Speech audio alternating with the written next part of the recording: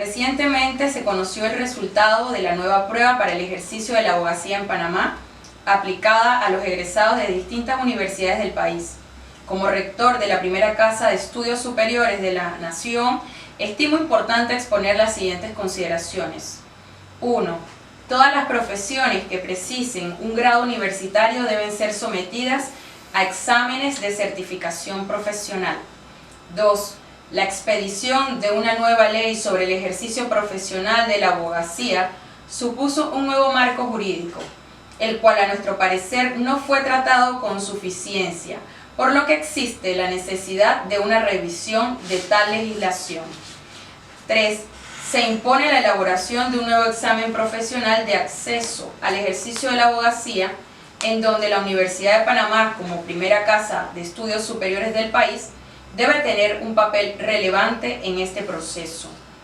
4. Una vez confeccionado el nuevo examen, el mismo debe ser sometido a un proceso de validación científica antes de su aplicación a los nuevos egresados. 5. La aplicación de un nuevo examen debe complementarse con cursos preparatorios que aseguren al nuevo egresado una cabal preparación para afrontar el mismo. En tal situación, debe implementarse la elaboración de un curso de práctica jurídica debidamente organizados e impartidos por juristas con experiencia en la docencia universitaria. 6. Es necesario manifestar que, si bien tanto la profesión de abogado como las demás profesiones exigen un nivel de comportamiento profesional ético, resulta muy discutible la utilización de una prueba teórica para medir los niveles éticos, presentes y futuros, de cualquier nuevo profesional. En tal sentido, aconsejamos una revisión y reorientación de los objetivos del examen. La Universidad de Panamá, a través de sus representantes en el Consejo Consultivo de Instituto Superior de la Judicatura de Panamá, está en plena disposición de contribuir con el órgano judicial, el Colegio de Abogados y demás entidades públicas y privadas llamadas a atender este importante tema nacional. Firma el doctor Eduardo Flores Castro, rector.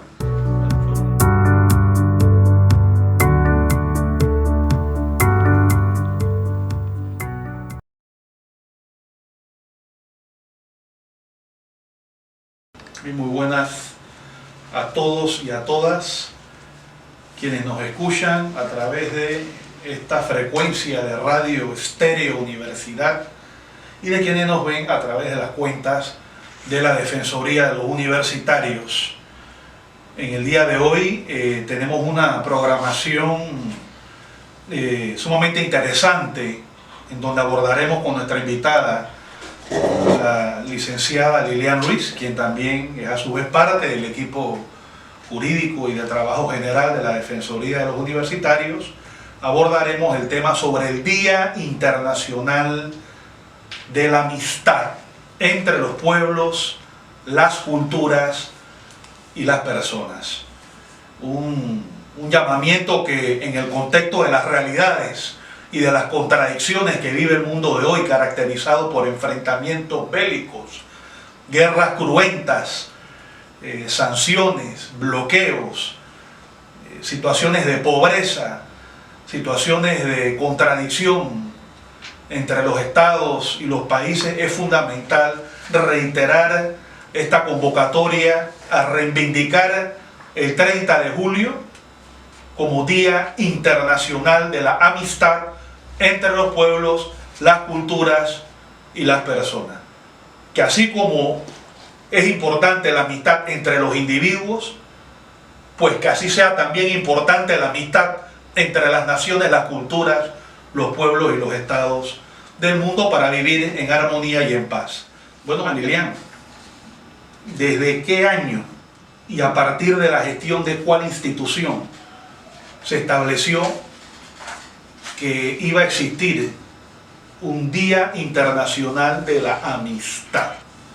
Bueno, fue a partir del 2011, en realidad, aunque retrotrae mucho más atrás, ¿no? Porque ya se habían aprobado una serie de resoluciones por parte de las Naciones Unidas, que en este caso es el organismo que implementa o que aprueba un día de la amistad. Entonces surge incluso, primero se hace una resolución por parte también de la UNESCO, se retrotrae en 1997, donde se hablaba sobre la definición de cultura de paz.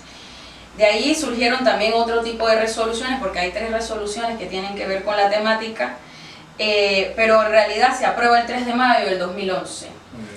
Una resolución en relación a conmemorar, o sea, como un día y que estuviese establecido como en el calendario de las efemérides a nivel internacional, pues el Día Internacional de la Amistad, pero que se celebra el 30 de julio de cada año.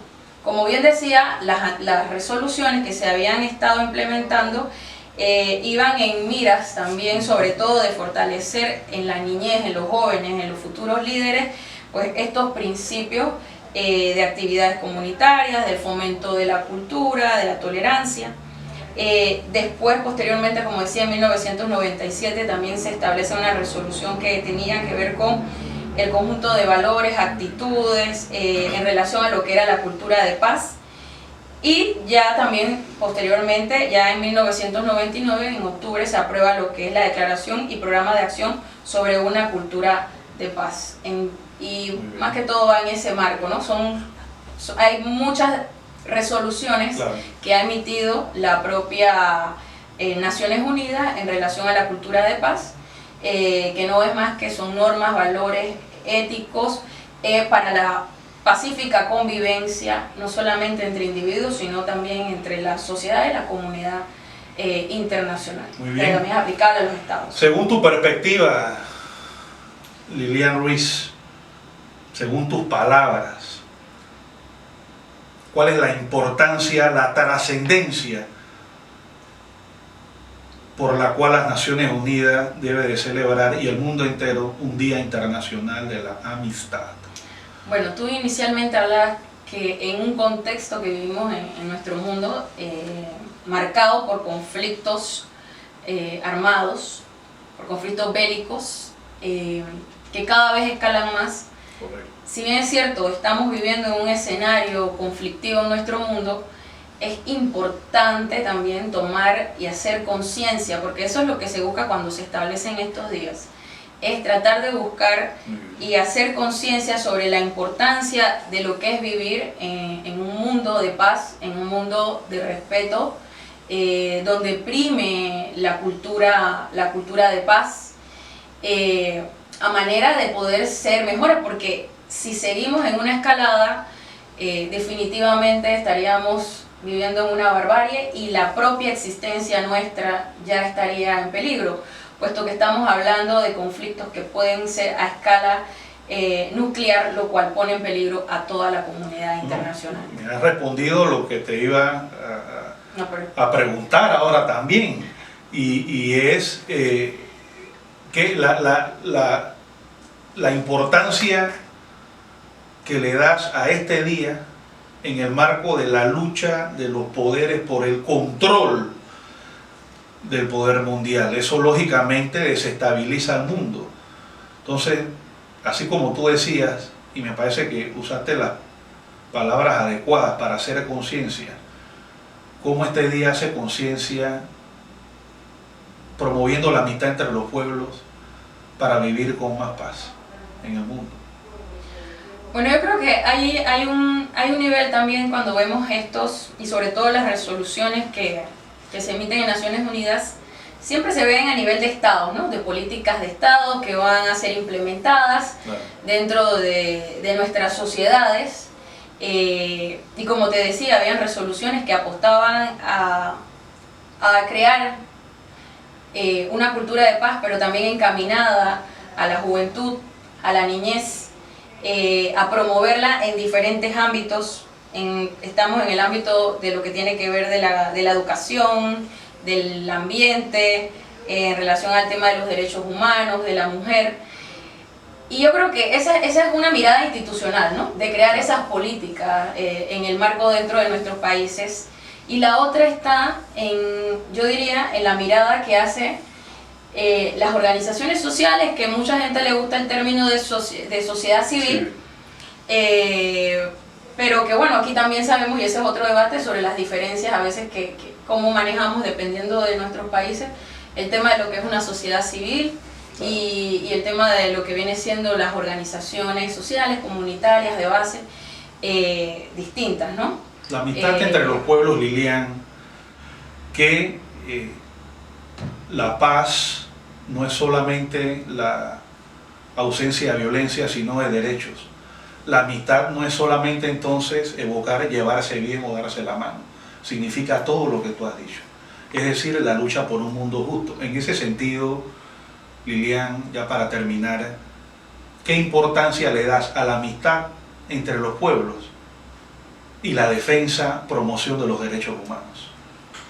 Mira, por ejemplo, y yo creo que es bien sabido, yo participo activamente en la solidaridad, solidaridad con Cuba, panameña de solidaridad con Cuba, y esa es una expresión de solidaridad, claro, que se tienen desde los pueblos, Yo creo, por ejemplo, que luchar contra el bloqueo económico, financiero, comercial que tiene el pueblo cubano y que lo han vivido otros pueblos como Irán, Siria, también lo ha vivido la antigua Yugoslavia, nosotros lo vivimos en algún momento en la década del 80, claro, porque estamos hablando, si lo vemos desde el punto de vista de los estados, el respeto a la autodeterminación, que son principios del derecho internacional, y a la no injerencia.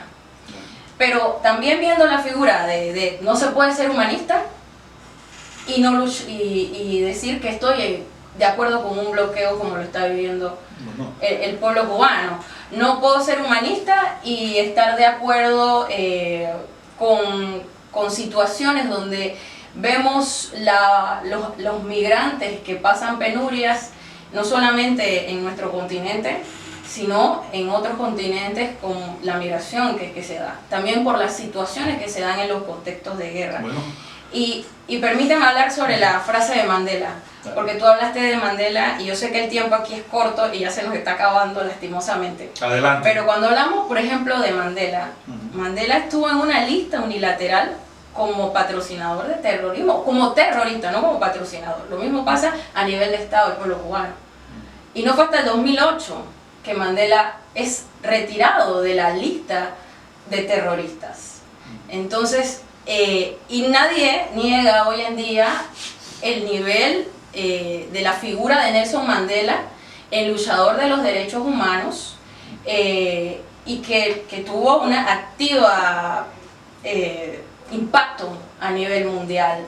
Entonces, cuando se habla de la cultura de paz, cuando se habla sobre los derechos humanos, yo creo que también hay que estar claro, yo creo que Sousa Santos hablaba un poco de eso, que a veces tampoco responden a meras ideas neutrales, sino que también responden a puntos de vista hegemónicos, y eso hay que tenerlo en cuenta. Es decir, la amistad de los pueblos es la lucha por la justicia, para que desaparezcan las causas de conflicto, de marginación, de pobreza, de desigualdad y de problemáticas entre las naciones. Pero también lo vemos también en la CELAC, lo vemos en la UNASUR, lo vemos en el SICA. Son formas también en que los pueblos buscan relacionarse.